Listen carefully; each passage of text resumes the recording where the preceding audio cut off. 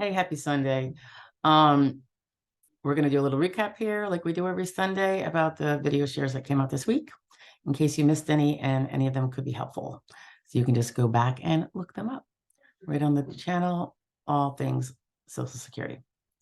Okay, and I'm Stephanie Joy, and here we go for Monday. We went over, and it was due to questions by people calling or writing, when the SSA makes a determination, say on initial or reconsideration, as to an award or a denial, how do you find out what impairments they considered and how heavily they considered them? It is actually really important for both whether you prevail or get denied. The reason why it would be important for when you prevail is because you're most likely going to be up for a CDR, continuing disability review, at a later date. And that's when they compare the then current situation with what they awarded you on. So you have to know what you're awarded on, because that's going to decide whether something you were awarded on or found to be an impairment improved, got worse, etc. And whether there's something new that wasn't included back then that would be included now. And of course, if you are denied, you want to know, did they look at all my impairments? Was something missing? And then you can, on reconsideration, or going towards an ALJ hearing, when you appeal, you can then hone up on that missing material. So it is an important thing to do. And the video just talks about how you can get that information, because it's generally not going to be included in detail in your denial or award letter. Okay. But there is a way to get it. On the 19th, we talked about Medicare. There's a lot, a lot of confusion sometimes about which program gets you Medicare, which program does not. And so we just go over the Medicare, the programs, and which ones would provide for Medicare and which ones would not. And some of the benefits of the Medicare that some people, when they're filing for Social Security, just don't realize how important that can be. On the 20th, this had to do with someone who, it was an example, someone who had been raising money to basically survive. So it wasn't a lot of money, but in a program such as GoFundMe or something similar. And we're just discussing how that would affect a Social Security disability claim or an SSI claim, if at all, and the pros and cons of doing that, even though sometimes it's a great idea,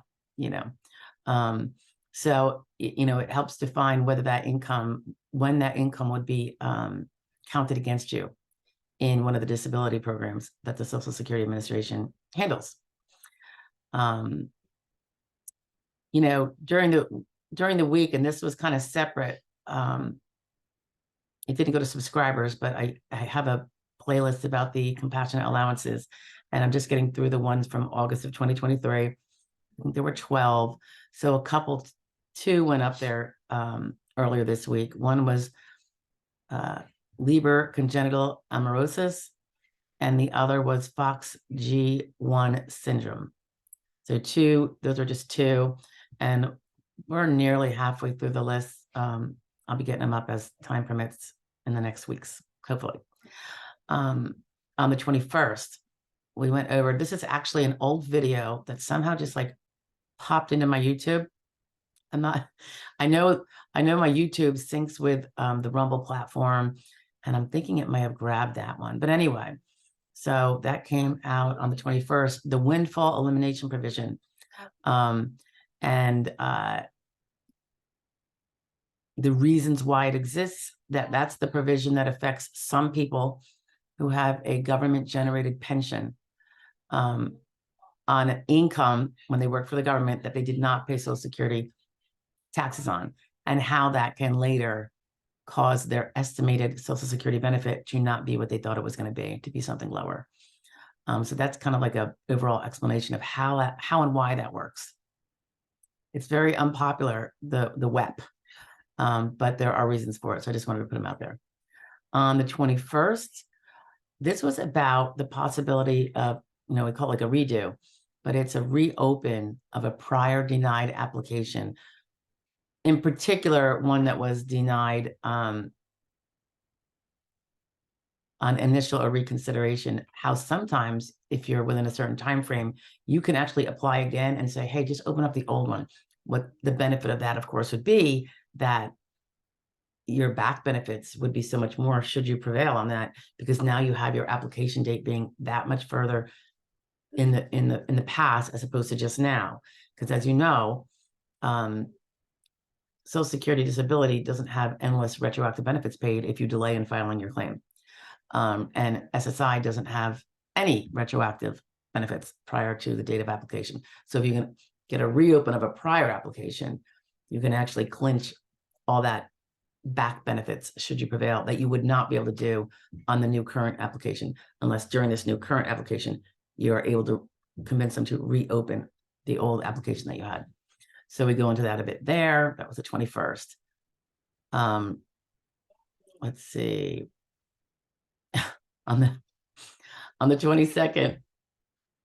And again, this was pulled into, this was like a totally off topic, has nothing to do with Social Security disability. It was a different goofy video I had done a while back with regard to Cologuard, you know, the alternative to an official colonoscopy. And given my advanced age, that was something I endeavored to do, and I didn't really want to do the whole colonoscopy thing. And my doctor ordered me the Cologuard, and my interesting experience with their customer service. It's just a laugh. Again, that wasn't put out for subscribers because I wouldn't want to offend you that way. But it just happens to now be on the channel. But also on that day, of course, that was Friday, our Friday fraud law review came out.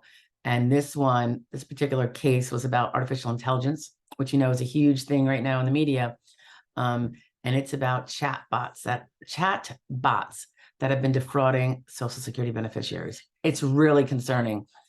I don't even want to look to the future on this because I'm very concerned about it. There's enough fraud as there is, not to mention now that it can be done by chat bots.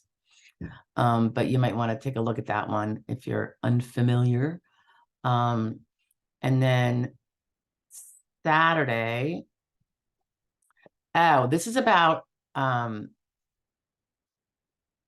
generally it was for my clients, but I figured it would help other people to put this out there as well. What happens after you apply? As soon as you get your application out, do you sit there and just like close your eyes and ignore your case, or what else should you be doing? And there's quite a bit. You know, a lot of it is with an eye towards what I want my clients to be doing. And some other attorneys would have different view on that. Some might agree. And for pro se people, it might just give you some guidance as well. What you can be doing while your case is now applied, but you're waiting for the SSA to do all its behind the scenes analysis and figure out what's going on and how you can best help yourself and get yourself one of the stronger cases that you can have, as opposed to organically the way it would just be without you pursuing robust development. Okay. So that was Saturday. What was, oh yeah, just a little heads up for Monday. There's a little video coming out that I did before. It's short, it's like 4 minutes. It clears up some confusion about how people think their benefits may increase due to certain things happening. In particular, you know, when you get more impairments and such. So we go over that on Monday, in case you're around. All right, have a great weekend, everybody. We have a rainy one here, which I'm not too upset about. I think I want to make a big pot of homemade chili. I think that's something we might do today after we run our errands. But anyway, I will talk to you later. Have a great one.